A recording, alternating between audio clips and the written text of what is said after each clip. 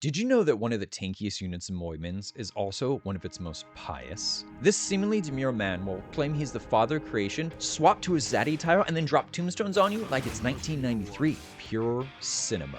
Or as he likes to call it, the blessing. Salvador is not just a warden of Karo, he is the master of the Crimson Furnace. His talents modify it, and so does every stage of Enlightenment. If you're new to Morimens, Crimson Furnace is a unique mechanic of Karo that accumulates health at the end of your turn, as well as at the end of combat, acting as an on-demand health potion. Saya does transform this mechanic and has some interesting synergy with the Allfather, but that's a different video. Base Crimson Furnace has two problems: filling it up fast enough and having enough capacity to matter. Salvador solves both. His entire kit is integrated with this mechanic, and the best way to illustrate this is to look at him before and after Enlightenment. Origin of All Life increases maximum Crimson Furnace health based on his Sigil yield, while Shepherd of the Souls enhances his furnace healing from the HP recovery boost. At E0, Strike and Defense simply do damage and shield. With Divine Proxy at E1, Defense adds health to the furnace, and Strike scales with that total health accumulated over the battle. Blessed Are the Bones costs 3, applies weakness to all enemies, and adds to both Embryo Fusion and Crimson Furnace. Once Salvador reads his Book of Genesis, it increases Embryo Fusion and scales its furnace gain the longer the battle goes on. End of Suffering gains crit rate and prepare from E2, but even without it, it's still Salvador's strongest card and synergizes the most with Crimson Furnace. It provides Alemus, deals scaling AoE damage based on your furnace accumulation, and adds 1 of 3 additional effects, each for a different moment in battle.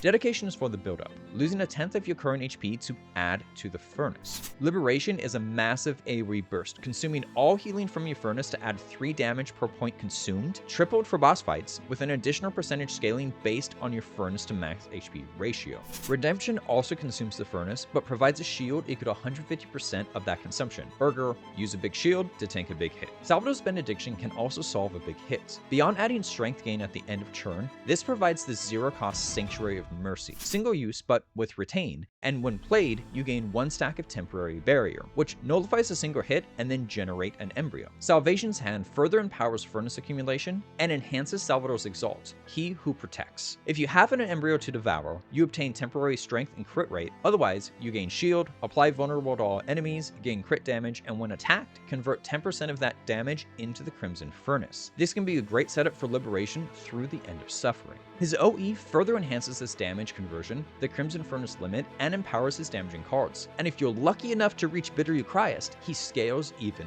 further. Remember, Saya may have officially mutated the Karo realm, but it was Salvador who first made the Furnace divine. I create these Awakener overviews regularly and have an accompanying post where you can vote for who I cover next, so make sure to subscribe to not miss out on your favorite.